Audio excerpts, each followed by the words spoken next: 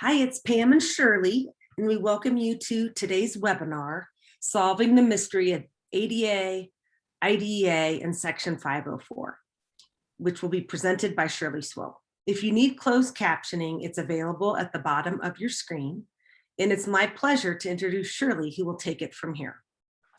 Hi, and today we're going to solve the mystery of ADA, IDEA, and Section 504, which can be confusing, but let's go for it. So here's Peak's contact.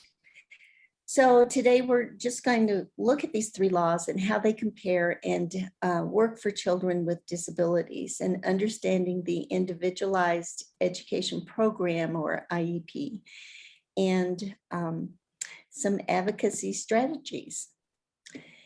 So in the laws that we're going to talk about a bit today are Section 504, the Rehab Act of 1973, which is a civil rights law that states if you're an agency that receives federal funds, you can't discriminate against somebody with a disability, and you have to provide access to whatever it is that you're providing. It could be access to the building, or it could be access to the content of the information being taught. And we'll talk about that. The Individuals with Disabilities Education Act, or IDEA, is an education law, and it's regulated through the Department of Education. Section 504 is regulated through the Department of Justice because it's a civil rights law. IDEA is an education law, therefore it's through the Department of Education. The ADA, Americans with Disabilities Act, is a broad, overreaching law that is also a civil rights law, so it's Department of Justice oversight. And it's for Americans in their daily lives, including schools. So 504, as we said, is an anti-discrimination law. And it's the Section 504 of the Rehabilitation Act of 1973, which is that civil rights law and prohibits discrimination. We call it in education, we call it a Section 504 plan because it talks about you can't discriminate against people with disabilities, including students, and you have to provide equal access to education. Doesn't mean you get modifications, but you get equal access, which can be some accommodations to education. The Individuals with Disabilities Education Law is a federal education law but you have to qualify under a certain category. And in Colorado, we have 14 categories. Federal law has 13 categories. But your disability has to impact your ability to learn to a significant degree. You can have a disability and not qualify for an IEP because your disability does not have an educational impact on your learning in school. If it has a significant impact on your learning in school and you need specialized instruction, you would qualify for an Individualized Education Program, or IEP. And that would allow you to have modifications and or accommodations for your work.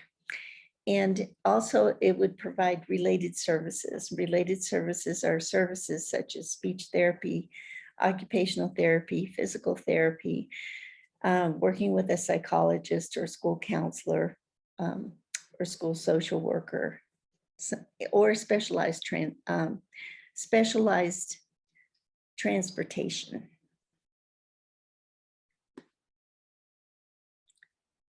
So Part C of the Individuals with Disabilities Education Act is the part that addresses the needs of children before their school age, birth to 3 years old.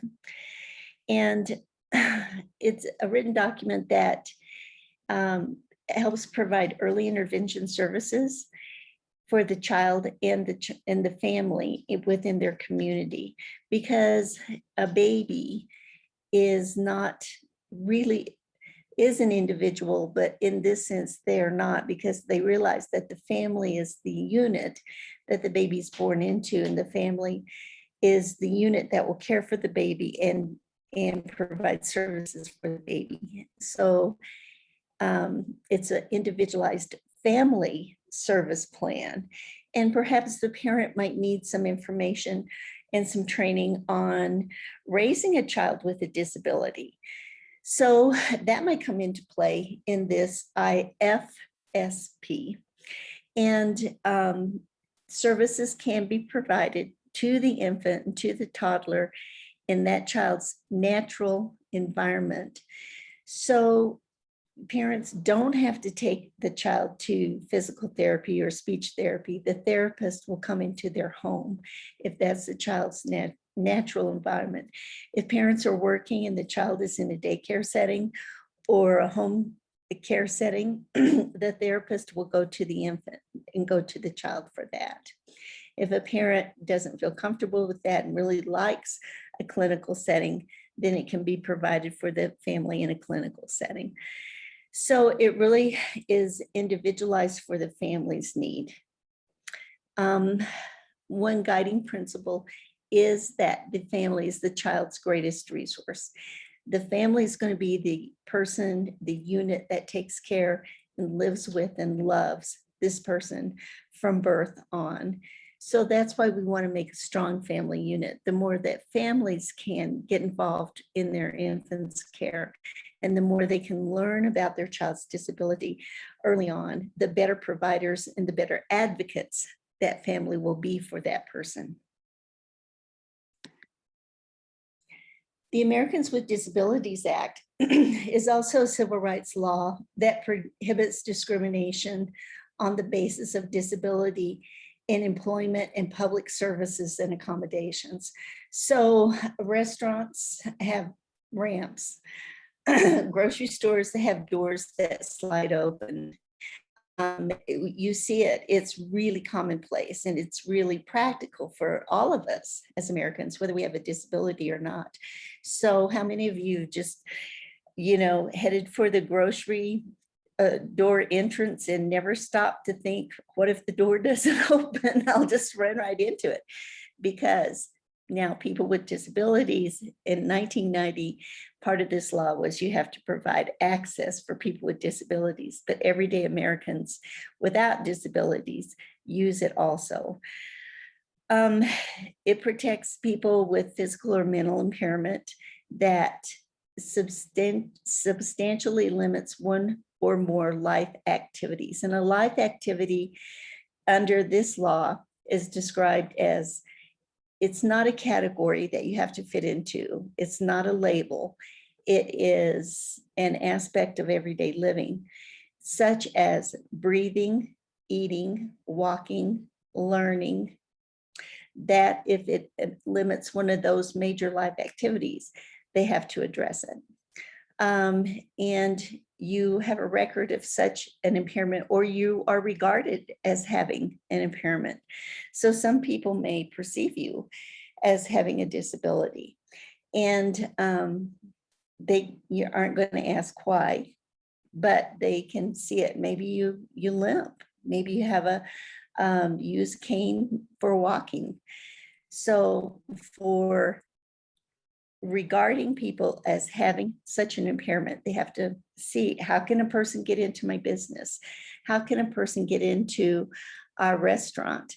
How can a person get into the dentist office or the doctor's office? So that was the Americans with Disabilities Act. A lot of devices and a lot of technology that we use today were created to satisfy part of this law. such as Siri on phones. That was one of the first ones. Texting, that's another one for deaf and hard of hearing people. Love texting. The doors that slide open, ramps, things like that. If you look around, you'll see accommodations throughout our society, thanks to ADA. So when we talk about these laws and how they all fit together, the two main laws that really affect children in school are Section 504 of the Rehab Act. Remember, that's the civil rights law, and the education law of the Individuals with Disabilities Education Act. Every state also has their own education act, Special Education Act. In our state, in Colorado, is the Exceptional Children's Education Act, or ECEA. And it is in compliance with the Individuals with Disabilities Education Act, the federal standard. A state law can be stronger than the federal law, but a state law cannot be weaker than the federal law. The federal law is kind of your standard to go by. And in some parts of the ECEA, we're stronger, and we're mostly in compliance. We are in compliance with IDEA. And when you're looking at the 504 eligible students, you don't have to fit into one of those categories. You have to have something that impacts a major life function, such as walking, learning, eating, breathing.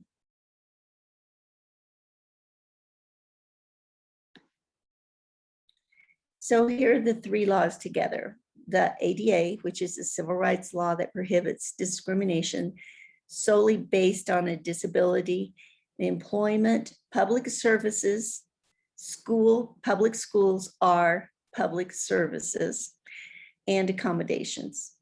Accommodations in, hotel rooms, motel rooms, writing, accommodations in buses, public transportation, public theaters, things like that. Being able to get into a grocery store. IDEA is the Education Act that assists states and local education agencies, which is ours, is the Colorado Department of Education, and your school districts, or school districts are also known as administrative units, AUs, to guarantee special education and related services to all children in our state. Doesn't matter if you live in the heart of Denver or if you live in the Eastern Plains or the Western Mountains. Wherever you are, whatever school you go to, they have to, if it's a public school, they have to comply with the federal and state law around providing special education for all kids. Section 504 is a civil rights law that prohibits discrimination on the basis of disability in programs, activities, public and private, that receive federal financial assistance. So the YMCA may receive a federal grant to help them, within the community. They have to provide access to people with disabilities. Churches are generally private, and often churches do not receive federal funds. So they would not technically have to comply, but churches want to include all people and make a great effort to, make their facility available for all. So if you are wondering about that and you have a favorite church, you might ask them, how can we encourage people with disabilities to get into our building and to participate in our services? And JFK Partners right now is doing a study on accessibility to people with disabilities in a spiritual or religious practice. If you'd like to be involved in that, please call us.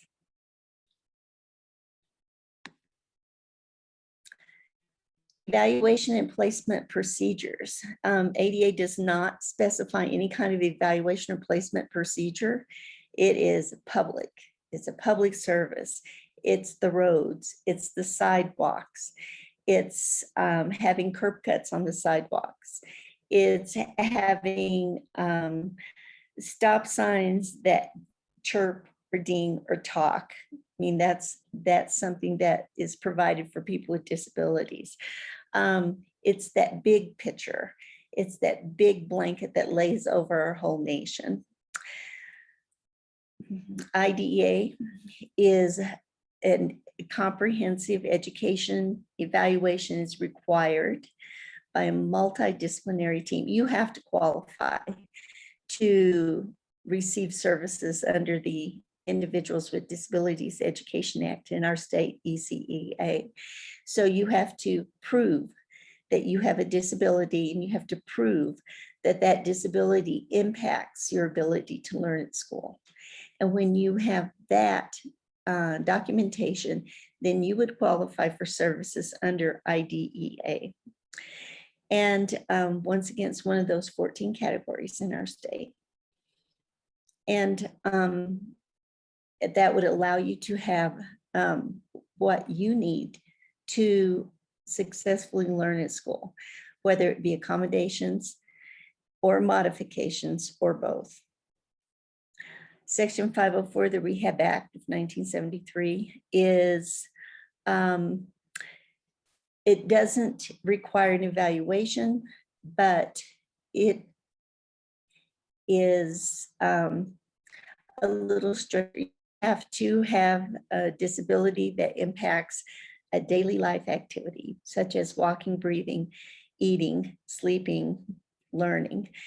So with learning, it could be that you have ADHD and you're really wiggly and you need movement to help your brain focus. So an accommodation might be you can pace in the back of the room, or you have fidget toys.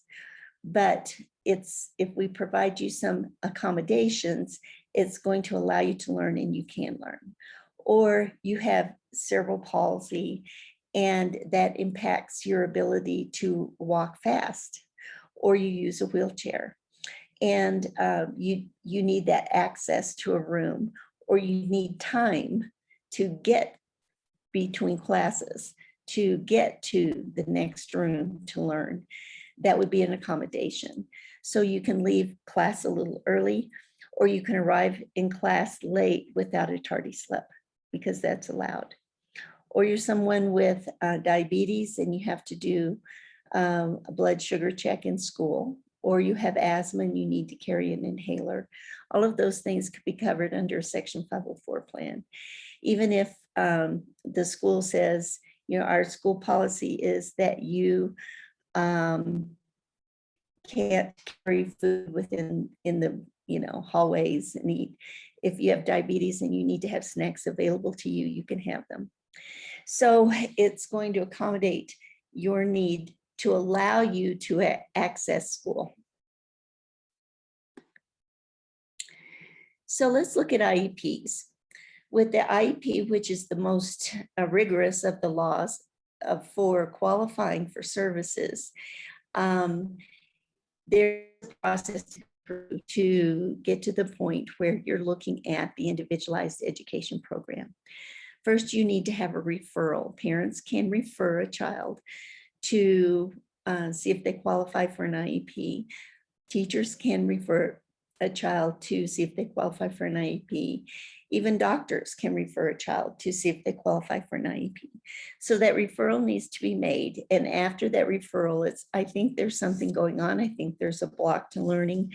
We need to look at this. So we're going to have an evaluation. We're going to do comprehensive multidisciplinary team evaluation. And then we're going to have a meeting to see if the child is eligible for special education services. And after that eligibility meeting and the eligibility timeline, that's going to tell us whether or not the child qualifies for an IEP. And then if the child qualifies for an IEP, then we're going to develop the IEP to include the kind of instruction the child needs. Then we're going to look at it at least once every 365 days every year to see if what we're doing works and what we need to change. It's a flexible plan, and we may have to do evaluations again, and the system, the process continues. So IEPs have two general purposes. You have to establish goals that can be measured, and we're going to have to see if it works. We're guessing into the future. So we're going to have a starting place, and then we're going to guess in 365 days, this child will be able to do this task, do this ability to read, do this, level of math or something like that. But we're going to have to measure it somehow. And then we're going to have to look at to say what kind of special education related services and supplementary aids and services. And those are so important because they're the meat and potatoes of the IEP. And what is the school district going to do different? What is the school district going to give to this child? Or what service are they going to provide for this child on behalf of the child so that the child can learn? And we're going to make sure that we are making a free, appropriate public education. And that free, appropriate public education, or FAPE, is so important for making sure that this child has equal access to education and can participate in the three main portions of school life, which is general education curriculum, and IDA states that the child needs to be able to make progress towards and in general education curriculum. Extracurricular activities, if they want to try out for basketball, they try out for basketball. If they want to try out for football, you try out for football. If you want to be in drama club, you join drama club. And non-academic activities. School dance is coming up. It's sponsored at school. Guess what? You get to go. So you may need assistance in going. That needs to be written into the IEP. The student is a general education student first. It's a general education student who receives services through the IEP process to allow him to have, or her to have, equal access to school and to academics. So who is on this team to make sure that this student is going to have a free, appropriate public education and be a general ed student first? The parents, and the parents are written into this law. This is the only law that says parents are a member of the IEP team. So parents have an equal voice in the decision-making process of the IEP team. Not less than one regular education teacher, not less than one special education teacher, a school district representative who can make financial commitments or personnel commitments or equipment commitments to the IEP process and the IEP team, and a person who can explain evaluation results. So you might have two speech therapists in your school district. One gives the evaluation, the other one interprets the results because the first one is busy with another student. So a school psychologist cannot give evaluation results on speech therapy. A speech therapist can't give evaluation results from a school psychologist unless they're trained to do so. So in our state, they try really hard to have the therapist who gave the evaluation be the therapist who explains the results, but sometimes that doesn't work out. So it's someone who's trained in that field and in that discipline to be able to give those results. The ones with an asterisk are required. Those are required team members.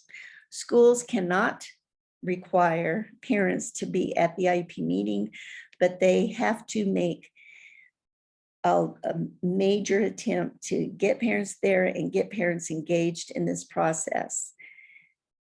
Parents are not employees of the school district, so they have that free will to attend or not attend. But the law states that parents need to be a part of this process. So schools have to, invite, they have to change their time for meetings if it's not convenient for parents. They have to see if a phone, meeting or a Zoom meeting would be more appropriate. And they have to really put the effort forth to get the parents engaged. If they can't, then they have to have the IEP meeting with all that documentation that we really, really, really tried hard, and it just didn't work out. The regular education teacher, the special education teacher, the school district representative, and the person who explains the results are employees of the district, and the district requires them to be at IEP meetings. So if you're having an IEP meeting and it's just you and the special ed teacher, you might say, wait a minute, this can't be a full IEP meeting because we don't have all the members that we need. The special education teacher can wear two hats, and might be the one who also explains the evaluation results. If she's the one who gave the evaluation, then she can wear both of those hats. But she's not a regular education teacher. There's an exception to that, and it's preschool. And often the preschool special education teacher is the preschool teacher. And in that case, she can wear both hats, but not in first grade, not in second grade, not in high school. Related staff, related services staff, they can be invited if that child's going to receive services through speech therapy or occupational therapy or something like that. You would invite them. They're not required all to be there, but they would have to give a report. Others who know the student, parents can invite anybody they want to the IEP meeting. And if they would like to bring an advocate with them, or a grandparent or an aunt and uncle or another teacher, you're welcome to invite that person and they can come to the IEP team meeting. The student, him or herself, and the student, him or herself, will be invited once they reach the age of 15. So at 15, you're entering into discussions about transition into adulthood. And so the student is invited as a team member, and we really encourage the students to be involved in this whole process. You can have a young student there too. And it's parents' discretion if the student attends.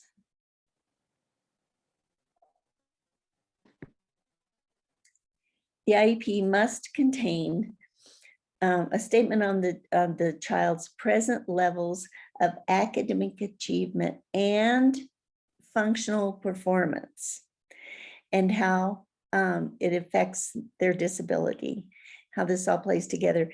In progress in general education curriculum. Schools are here for academics. I mean, that's the purpose of school, is to provide children with knowledge and to provide children with skills to be functioning adults, and to be able to be lifelong learners. So that present levels of academic achievement and functional performance, since the child will have goals that must be measured. This is your first measure. This is our starting point. And that's why it's really important to have pretty accurate present levels of academic achievement and functional performance. That functional performance, that's your social skills, your executive functioning skills. Those are the skills that allow you to function within the school setting. So there are children who are twice exceptional. The grades are great. They don't have any problems with academics, but their functional performance in school is really hard for them. They have really a hard time with self-control and self-regulation. That's functional performance. And that's what might qualify them for an IEP. The child's strengths are part of their present levels of academic achievement and functional performance. And often parents are the ones who are sharing that child's strengths. So you have a child with autism who is fascinated with the space program and can tell you everything, all the rockets and where they're going, and keeps track of NASA, watches NASA a lot on TV. That might be someone who has a high academic achievement, but their functional performance is keeping them from really progressing in school. They're having a hard time maintaining friendships. They're having a hard time with self-regulation within the classroom. They're having a hard time, they're getting very anxious in school. They feel like, they don't like school, school doesn't like them. So that's when you would really talk about that functional performance and what can we do to make that more accessible and better for the student.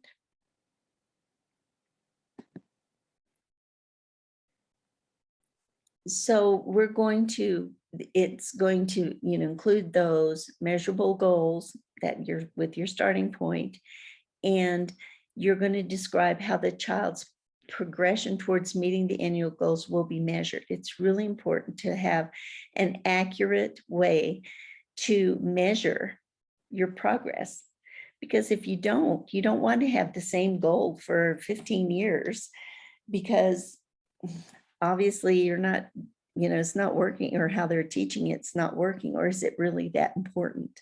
So you want to look at the child's progress towards meeting those annual goals. How are we going to measure that? And when will the periodic progress reports be provided? The law states that you are to receive a periodic progress report as often as the child receives a report card. A report card is not a periodic progress report towards your IEP goals, progress towards your IEP goals.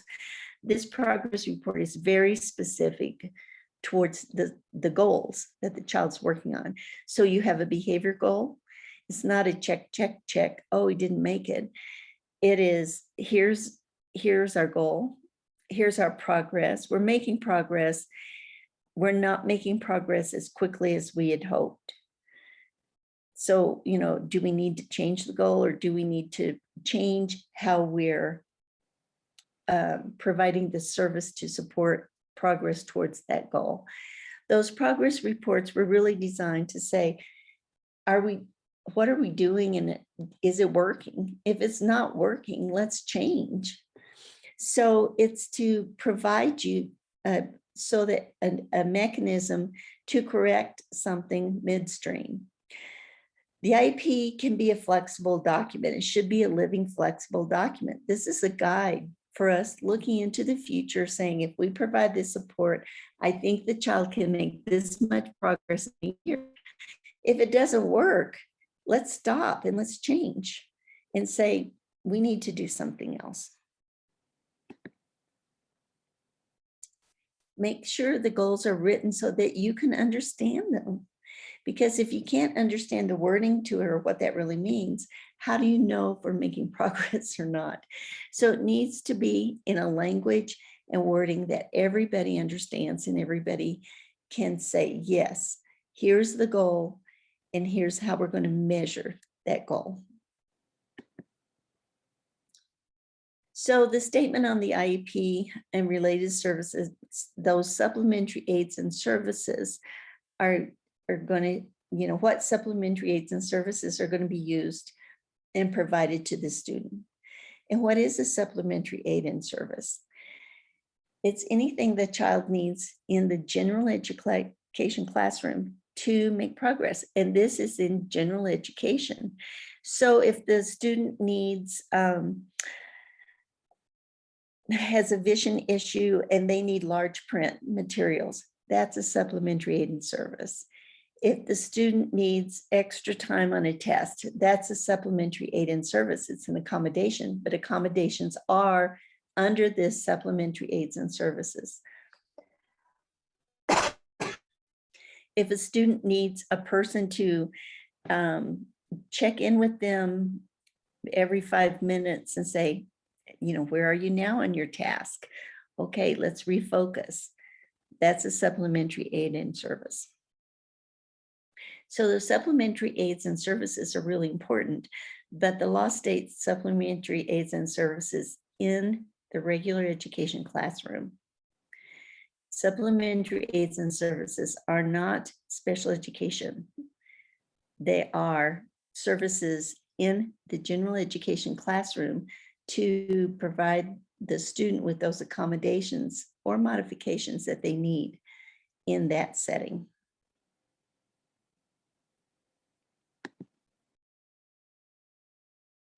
So it all needs to be in writing, and it all needs to be in the IEP to what the related service and supplementary aids and services are going to be provided for the student.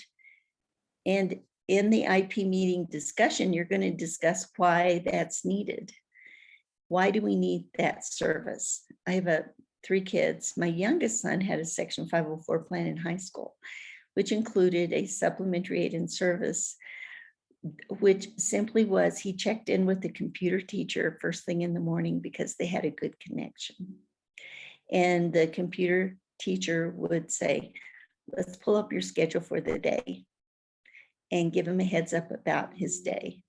And also a positive connection to the school environment.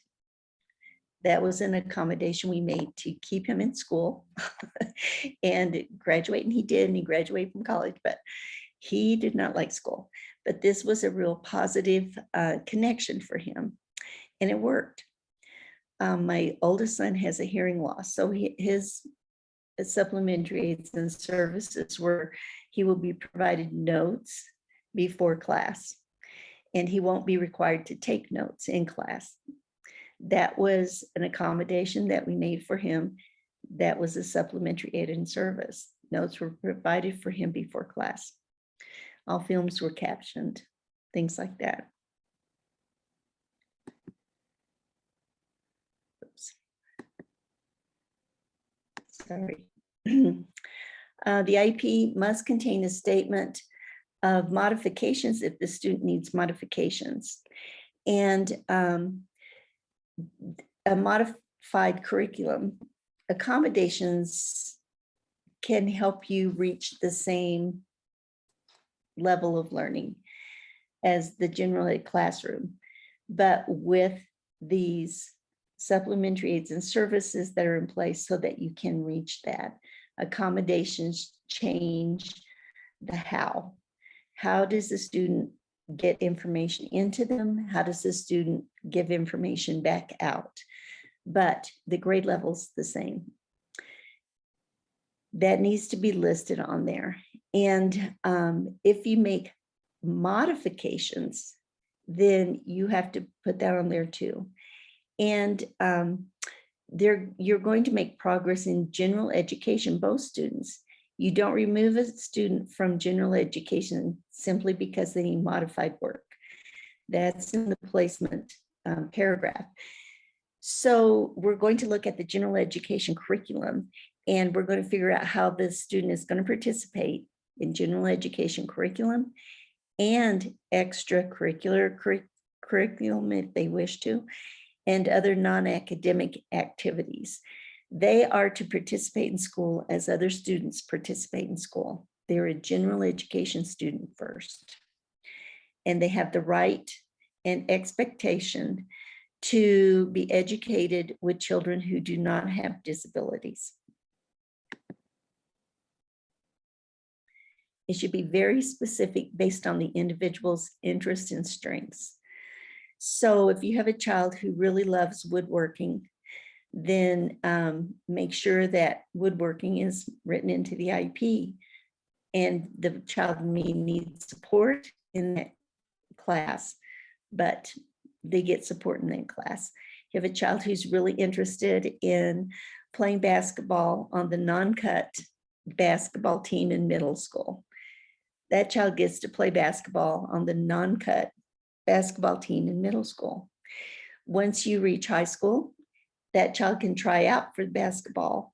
But if other students without disabilities have to go through a process of trying out and then making the team or being cut from the team, a student with a disability, it's the same. They can try out for the team. They might make the team, but they could be cut if other students are cut from the team also. They all have a chance to try.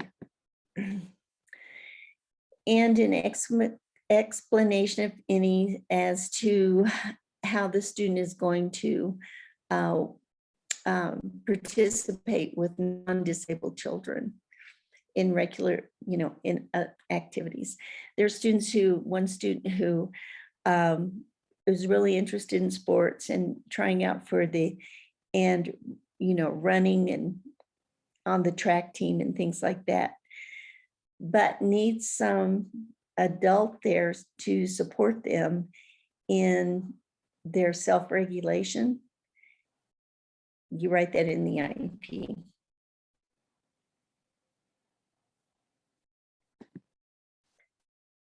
Remember that students learn best with typical peers, and that the spirit of the law is that students will be in regular classes to the maximum extent appropriate. They are general education students first. General education students with support. A statement of any individual accommodations that's necessary to the student to measure the academic achievement or functional performance of the child on state and district assessments. So you can have some accommodations on state and district assessments. Those assessments are different from the Friday afternoon spelling test.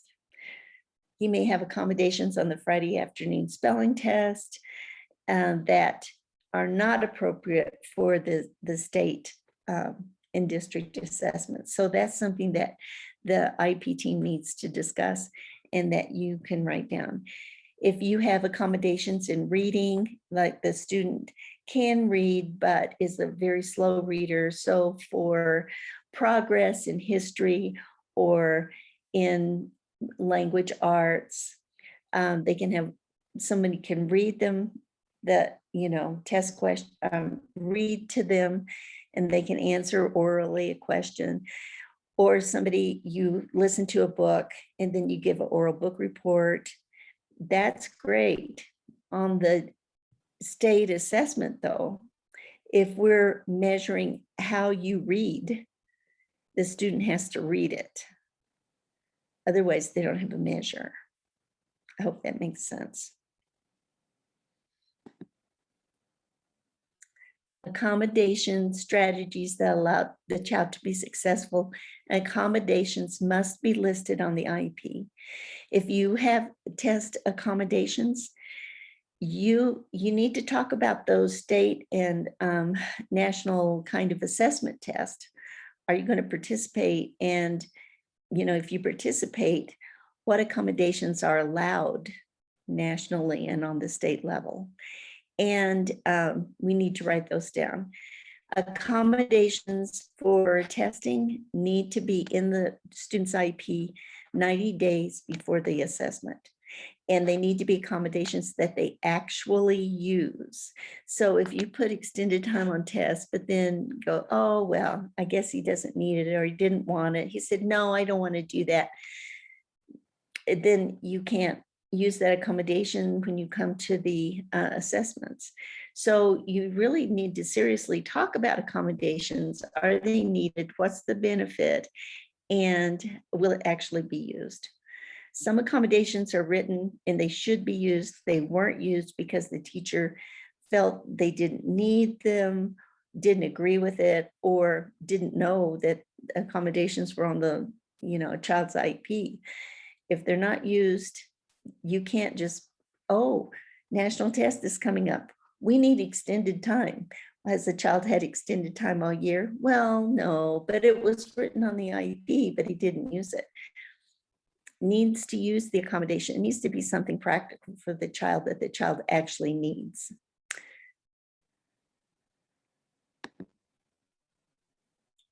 So the projected date for the beginning of the services and modifications and the anticipated frequency, location, and duration of those services and modifications.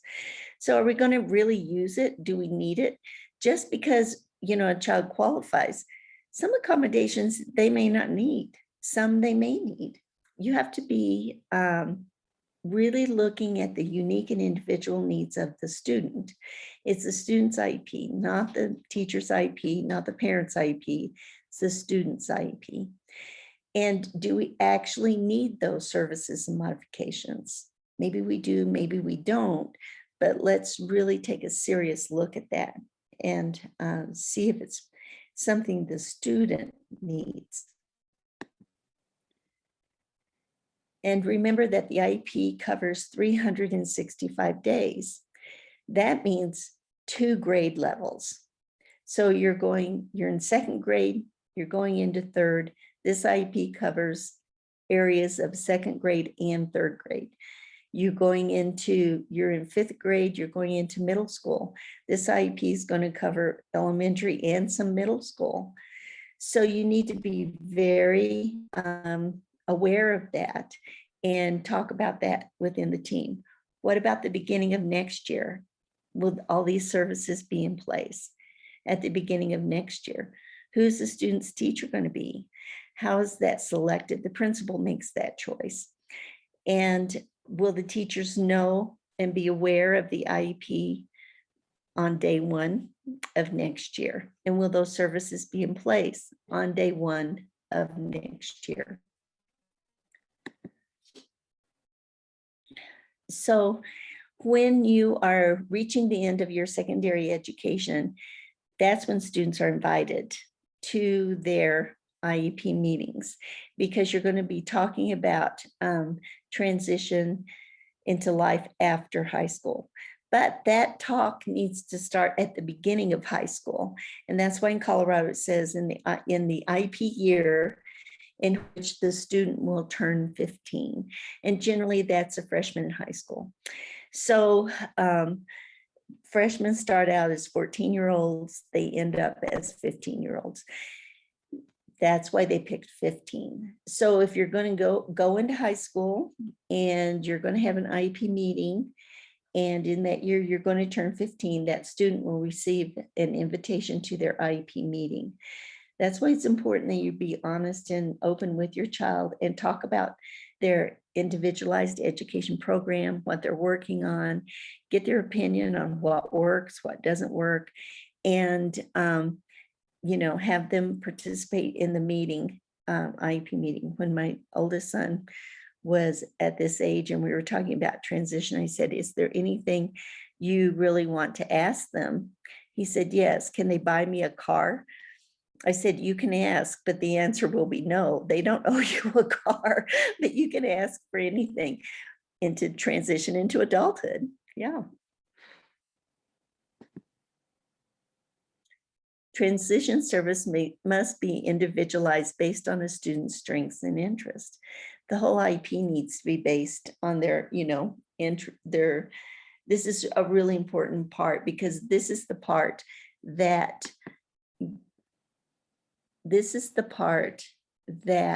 hooks you into school. So if you, especially high school, middle school students, if you have an IEP, chances are there's a portion of school that's difficult for you. Otherwise, you wouldn't have an IEP, because your disability has to have that significant impact on your ability to learn. So you have an IEP because you have an impact on your ability to learn, correct? So there's part of school that's going to be a little more difficult for you. We need to have a hook. the student needs to have a hook into school. And that's why if you can hook them into school and they look forward to wood shop class, that's something they really look forward to, they're more willing to go to school.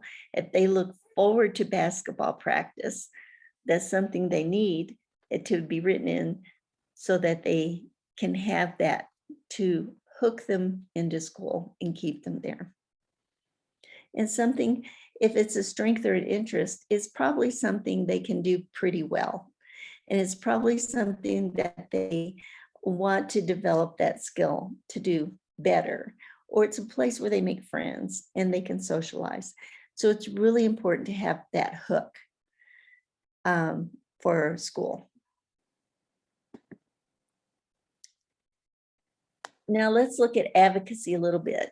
And advocates aren't aggressive. They don't need to be aggressive. It doesn't need to be something to be feared. Advocacy is something we do every day when we speak up for ourselves or we speak up for somebody else. That's advocating. That's speaking up for yourself. So as a parent, have you meet with your have you ever met with your child's teacher about an issue? Have you ever spoke at a local gathering or project that you care about? Have you ever told a cashier that that was not the right price on an item you were buying? That's advocacy. It's just speaking up. But you can do that in a way that is not aggressive or offensive. It just, you speak up and you speak up with a firm and clear voice. So we want to, hang on.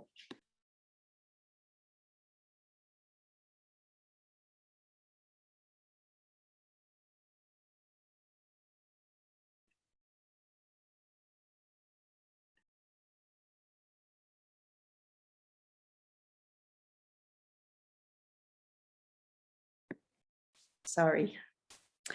When you, have you ever, you need to know who the players are on the child's IEP team. You need to make sure that the child's family knows their rights and responsibilities if you're an educator. And you need to help families become organized if they need it. Parent involvement is crucial for the IEP to be really successful because you want a team that works for the child at home and at school. And as parents, you want to use clear and effective communication. So another thing to talk about is when you meet these team members, ask them, what is your role on this IEP team? Why are you here? What is it that you do? You can ask it in those kind of ways. Parents are there because they're the parents and they're the ones who are most concerned really with the whole child's IEP and their progression into adulthood. The staff people, who's working there, who's the speech therapist, who's the occupational therapist, that kind of thing. And how do you find out a person's name? What is the name of the school psychologist? How do I get in touch with her? Things like that. You want to make sure, and parents need to know their rights. How do you know your rights and how do you get educated around special education? There are a lot of really good websites out there. There are a lot of good places that you can get really clear information. Parentcenterhub.org is one. It's a good one to read. Rights Law, WRIGHTSLAW.com is another one. Understood.org is a good one. Attitude Magazine, ADDITUDE Magazine is another good one. You can ask how people fund their service. If your child is really interested in playing sports with this city team or YMCA, you can say, how are you funded? Do you get any federal funds? That 504 comes into play. You can ask to see a school's the laws they're following or the policies, especially if someone tells you, oh no, we can't do that. The answer is no. say, would you show me that in writing? And why did you make that decision? Just ask a lot of questions. Don't assume everybody knows the answer off the top of their head. Sometimes it's, well, this is the way we've always done it. Well, it doesn't particularly mean that it can't change how you do things. You know, joining groups is a great way too to meet other people who are in similar situations, but also a great way to get new ideas and new perspectives about what your child or your student can or cannot do. And families, you really need to keep the record. You are in charge of your student, your child, and the school's in charge of many students and many children. So it really helps when you keep a record and you have it in a way that's organized. Now it can be on your phone. You can have, you know, organized on your phone. You can have it in a notebook.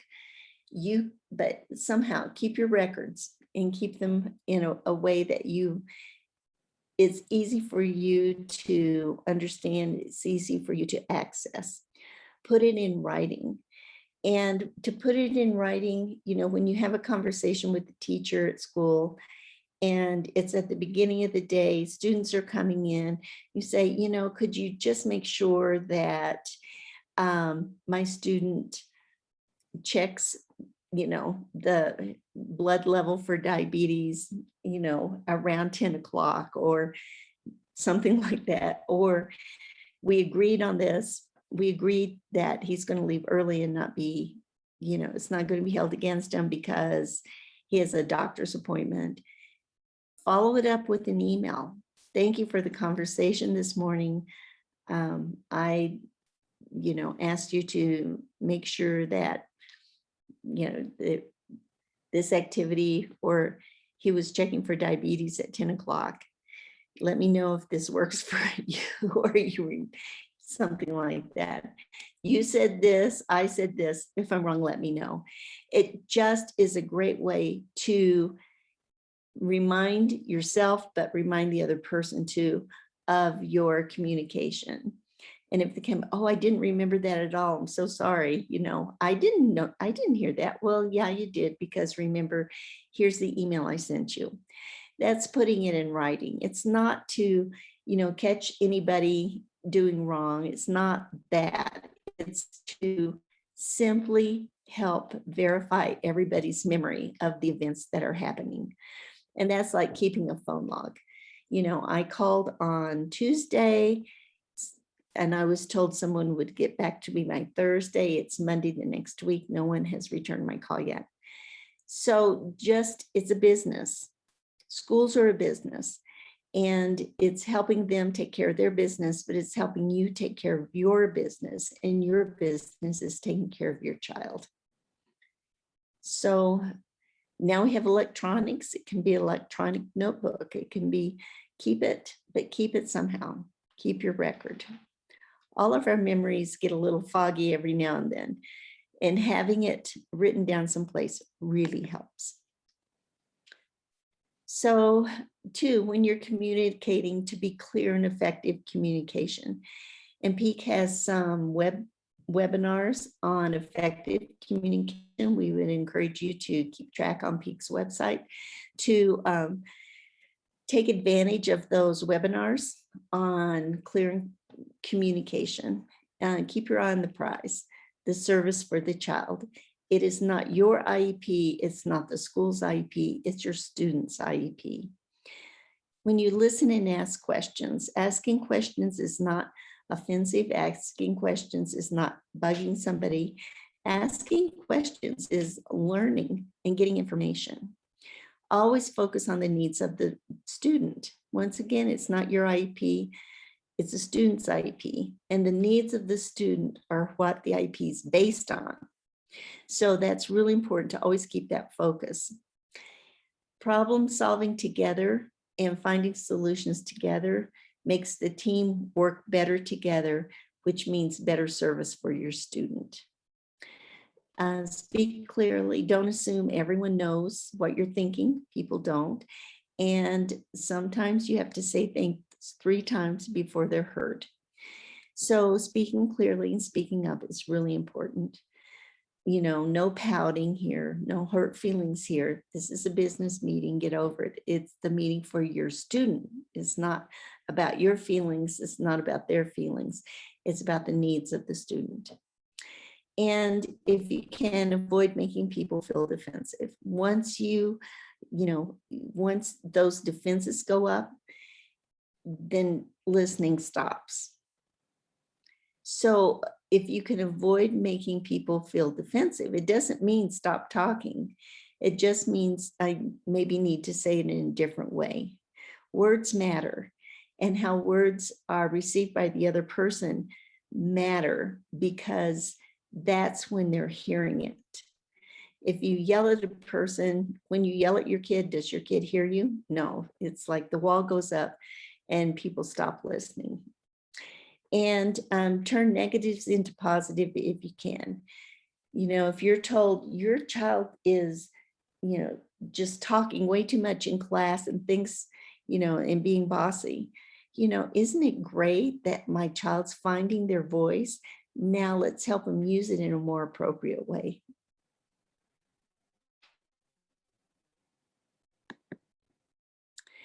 And focus on your goal.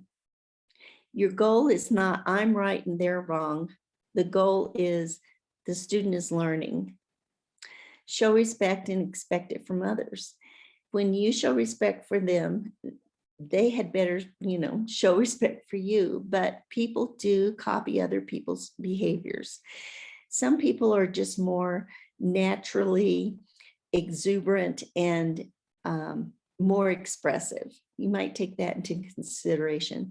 If you have somebody who's really, flair for voice and they start getting higher and higher. I have a child who, it's when he gets passionate, his voice gets louder. He's not yelling, and he'll say, I'm not yelling at you. I'm just expressing myself. And we know that. So sometimes it comes back in different personality styles, but we need to show respect and say, can you lower your voice and, attend to the meeting, please. Manage your emotions. You can say, I think I need a break right now.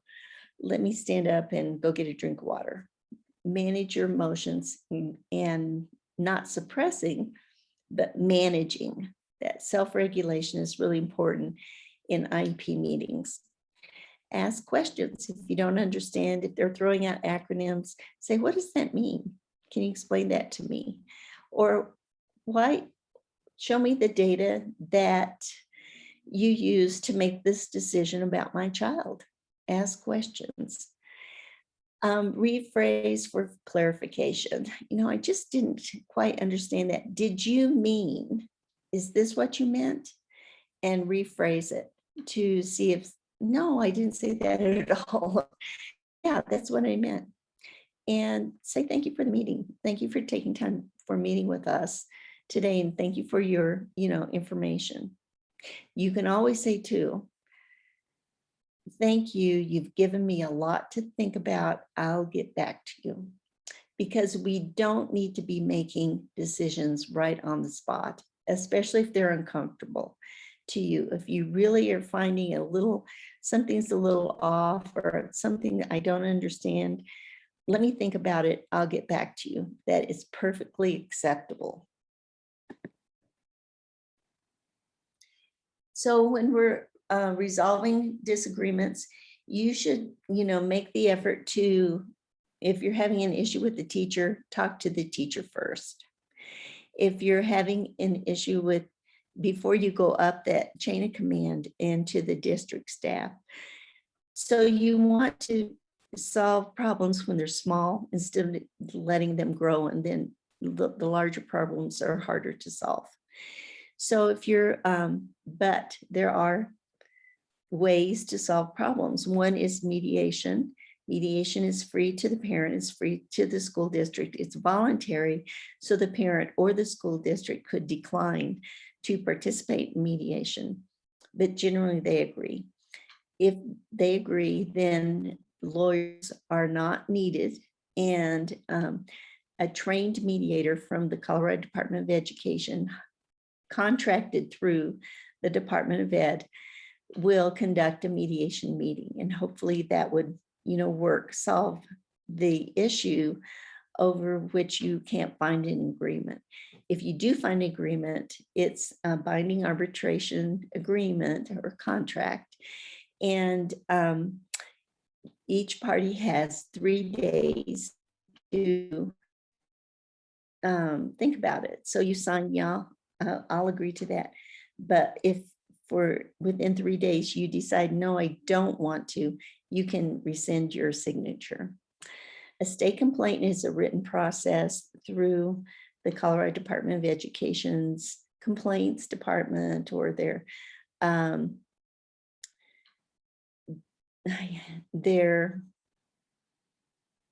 resolution department, whatever, I can't quite remember what they call it. But a state complaints officer will read the complaint, will interview both parties, and then make a decision on if services were denied. Generally, a state complaint is, we agreed to this IEP, and then the school didn't follow through with a service on the IEP. So we agreed to, 30 minutes a day for speech therapy, which would be a whole lot. And then the speech therapist quit, and there was no speech therapy for 2 months. So that service wasn't delivered. That would be a state complaint. We agreed to a service, it didn't follow through. Due process is a more formal process with an administrative law judge, and the administrative law judge makes the determination after witnesses can be sworn in, evidence produced, and it is very much like within a courtroom proceeding. It's not in a courtroom per se, but it's that same procedure. So it's a much more formal process, and generally lawyers are involved when it comes to a due process hearing. The big umbrella of this is called due process. The process that you have to follow through on a complaint or something that you feel is not right. So you can disagree without being disagreeable. Let's agree to disagree. I've heard that phrase before, but it is, the calmer you can be and the more business-like you can be in your disagreement, the less that emotion that really builds that wall to hearing and understanding the other person. It becomes a barrier. So if we can disagree without being disagreeable, it lowers that barrier. There's a barrier there, but it makes it lower. And then we can kind of work through it. Generally, there's a solution for every disagreement out there. It's just we have to find it, but sometimes we get so defensive, and the school folks get very defensive too, because you're attacking their professionalism, they feel. And as parents, we feel like sometimes they're attacking our parenting skills. That's not it. It's this barrier. That's the barrier. We need to see if we can find a way to lower that barrier. And you can apologize if needed. That's being a good example of parenting to your children. Your children are learning how to deal with disagreements, how to deal with difficult things in their lives. And if you can apologize when you're wrong, that takes a big person, and that takes an adult. And that is a great lesson for children to see demonstrated in their parents if needed. And the same goes for school staff. If they need to apologize, they should apologize, because that's taking responsibility for an action. You need to separate the person from the problem. The person is not the problem. There's a problem out there. Just like with children and their behavior, we don't judge a child on his behavior. We look at the problem, what's causing that behavior. And then we try to mitigate that problem so the behavior can change. Is the same with this business meeting of the IEP. Look at the problem, not the person. The teacher says, he just can't learn. I have 20 students in my class. I can't give them that one-on-one attention. I don't know what you expect me to do. He needs one-on-one. I can't give it. There's a problem. You got to separate the person from the problem. Sounds like you're overwhelmed. Sounds like you're out of ideas. Who can help train this person and who can help support her in the classroom? Realize that no one has all the answers, but together we can work through a problem and find answers. And make sure your facts are correct. Sometimes we hear only one side of the story. We need to hear both sides of the story to make sure that it blends together. Then choose your battles. That nobody is going to be perfect. Not every little aspect is going to be followed to your liking or the school's liking. Choose your battles. How important is this? And I am only one, but I'm still one. I can't do everything, but I still can do some things. I will not refuse to do the something that I can do. Helen Keller, if anybody had some obstacles to overcome, it was her. So look to see what you can do. Look to see where you need to learn. Look to see how you can improve your abilities to participate in these meetings, and then go for it. Pam? Thank you to our wonderful presenter, Shirley, and everyone for attending. To reach Peak, here's our website, www.peakparent.org. This is a great place to go to hear about upcoming webinars, trainings. We have wonderful blog posts, information about our conference on inclusive education. Next slide, please.